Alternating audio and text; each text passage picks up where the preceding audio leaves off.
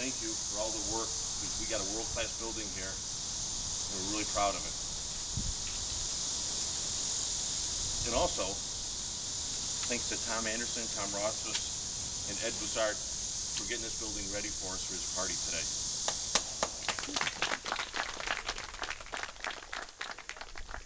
And if there's any doubt of the kind of work these guys do, all you gotta do is look around and see what we have here. We got a really nice cemetery. It's because of the hard work of these three men. But now, the rest is about you.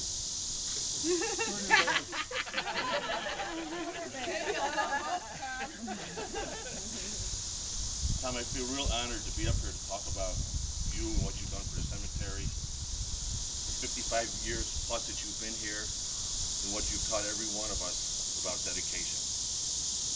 Can anybody think of anybody's got 55 years in dedicated service to a place like this?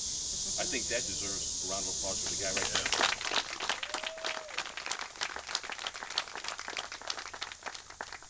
And there's one other person we need to thank. The lady that answers the phone all times of the day with all kinds of phone calls when he was down here working. Thank you.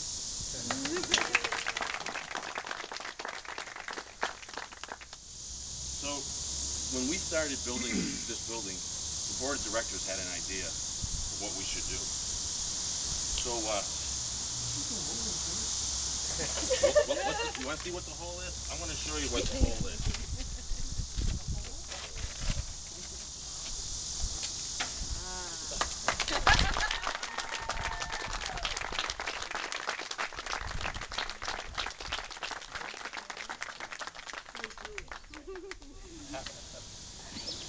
It doesn't even say Thomas. It's Thomas. Everybody knows Tom. Bob McCauley had this made for us last year, and we wanted to wait till the building was just right to have everybody here. So now, everybody, this is the Tom Anderson building, for now and forever. For the cemetery.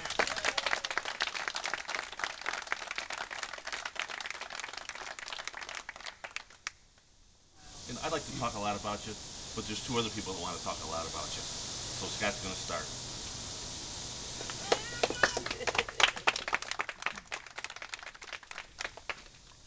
Well, hello everybody, thanks for coming out.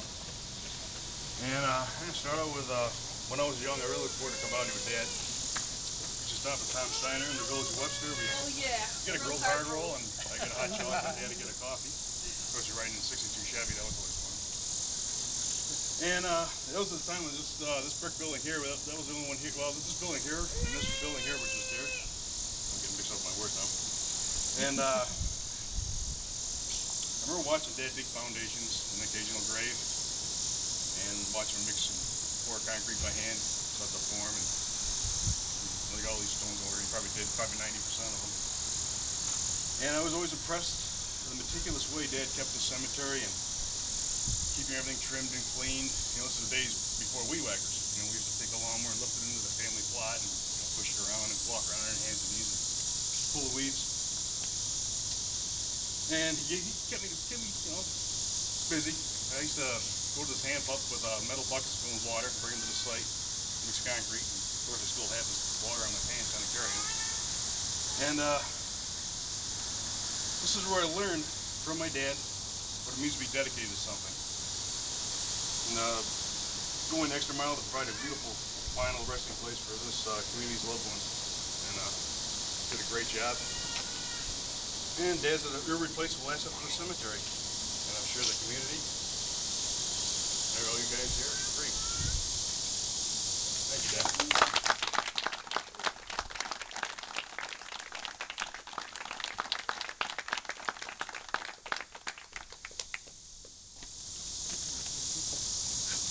This is when it's hard when you gotta follow that and you already got the teary-eyed version. Thank you everyone for coming. I'm a little partial with my dad and my mom, but this is where we learn. Everything that we are today, this is where we as kids learned it. Dad's a little bit of a workaholic, and my children classify me as a little OCD, but they actually call it, how do you say? CDO, you gotta put it in alphabetical order. That's right. But I got it from my dad. Um, I just think this just means so much to Mom and Heidi and Scott and our kids because you started this whole thing. Um, this is truly where we learn our work ethic. This is where we learn to love. This is where we we gave ourselves to be part of the community. This is how we put in, and the legacy is here. Scott's not kidding. When we went through, if you there was no weed whacker, and the lawnmowers were a little crazy. And this we couldn't get into you because you're a little foxy and you always got your ears open. So we were trying to get the facts out without cluing you off. So the best that we can recollect is it was somewhere between 1945 and 49 when Grandpa was here, and he was working on the lawnmower, and a stick, and correct me if I'm wrong, a stick got caught in the lawnmower, and when he pulled it out, Grandpa lost his fingers here. Now, rumor, this is where I don't know what's true. Did you have curtains and wrap it up in Grandpa's hands? He did it himself. I wasn't here. Okay. So he wrapped up his hands in a curtain and they came home to Holt Road? No, he went to his doctor. Oh, was that Dr. Lynch? Yes. That's what I thought. So Dr. Lynch, anybody that was out at the Holt Road house, remember Dr. Lynch used to come up and he'd get on the little phone and and Dr. Lynch would come to the house. But this is really where I just think this is just so awesome. All of your hard work, and you never expect anything in return. You give fully and wholeheartedly, and it's just awesome. Thanks for giving us that foundation. It's where we were taught a good work ethic, to give all you have and expect nothing in return except for the satisfaction of a job well done. You had to do it to the best of your ability. Some days your ability was a little better than others, but by God, if it was out of place, you better do it again. That's where the original do-over happened.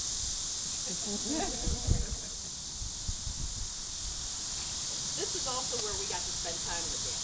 Dad, like I said, is a little bit of a workaholic. So if you wanted to get time with Dad, you got up early and you were in the car with him when he got over here. And I can remember being little and sitting in the car with the car lights on him, and he'd give us a bucket and go pick up the sticks. So when I go to cut the lawn, we don't shoot anything across the way. I can also remember learning the basics of honoring life. And when you come here and you've expired from this life here that we all encounter, this is where you come and it becomes your final resting place.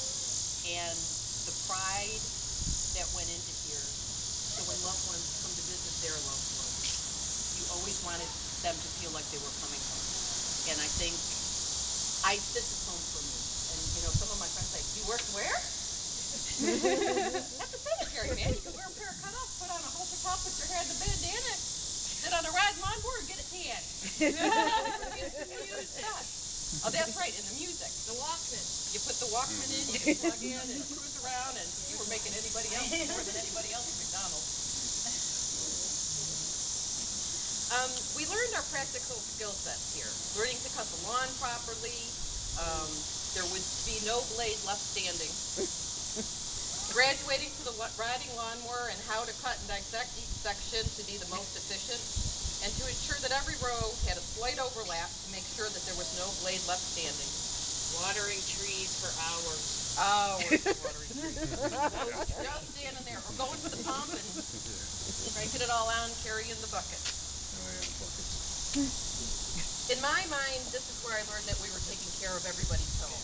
I remember being so hurt and feeling such outrage when some in this old section, the 1880 stones, were vandalized.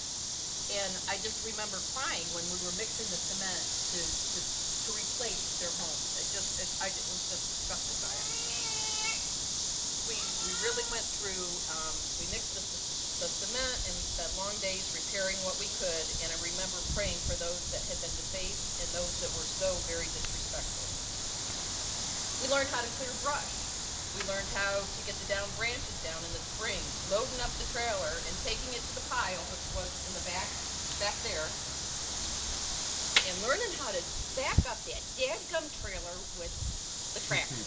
You get it in and it was just that night. Well, do it again. I never did master that. They have to pull it up and then back it up again. No, gotta go the opposite way. That just doesn't make sense to turn the wheel the opposite way to dig the trailer. But we learned.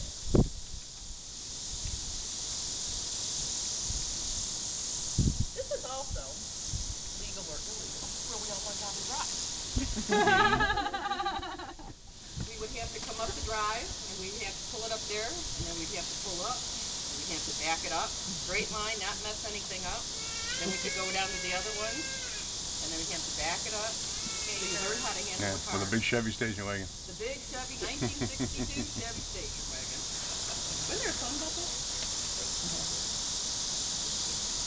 We all had we learned all the operational aspects, respecting tools that we were given to use in order to have proper and safe operation, proper cleaning and use of them, and how to maintain and store them properly to be ready for the next job, because you never knew we were going to get that call. And then the whole nature aspect. Because of working here, this was me, straight A student in science. I knew every bird, every tree. We saw the deer, we saw the raccoon, we saw the skunk. I don't think we ever got sprayed. No. But absolutely the worst part of all the years was that little building right there. Because that was the only bathroom. And I can remember sitting there and something tickling my backside. And Dad was like, it's only a little spider.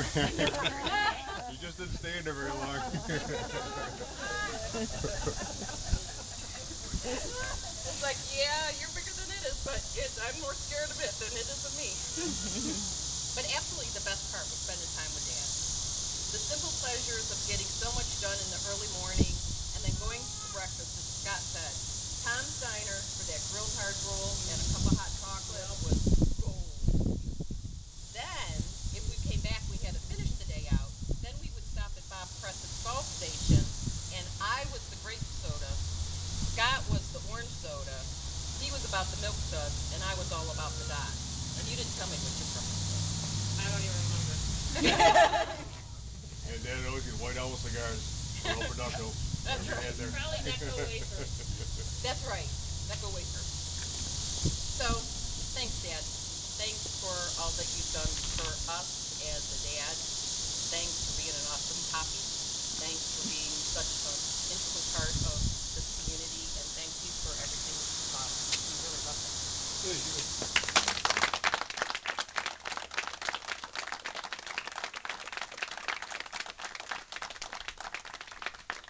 Does anybody else want to say anything?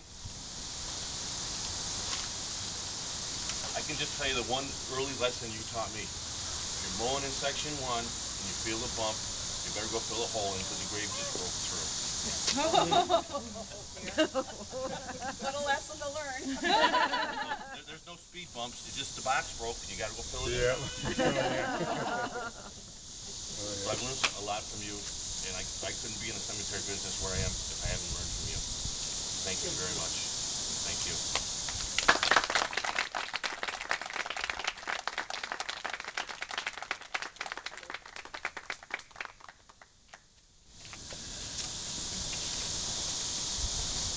I would like to say something. Tom may have done numerous hours here in the cemetery, but a lot of people don't know. He also had a full-time job working brick work at a printing plant with us. So not only did he work 12 hours here, he was working 12 to 14 hours at the plant. Right. I don't know if they do.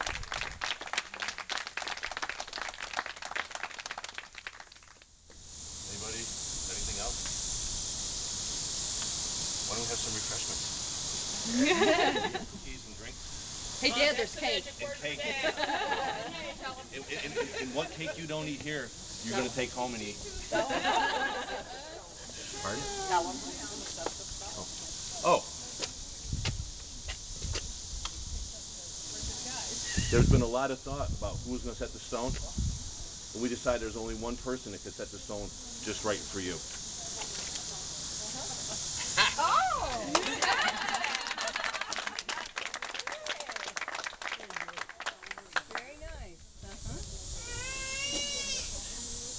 Very nice. Wow. Does it meet spec? Yeah, it was good. Beautiful job. And thanks to Melissa, my wife, for getting everything coordinated so we could enjoy today.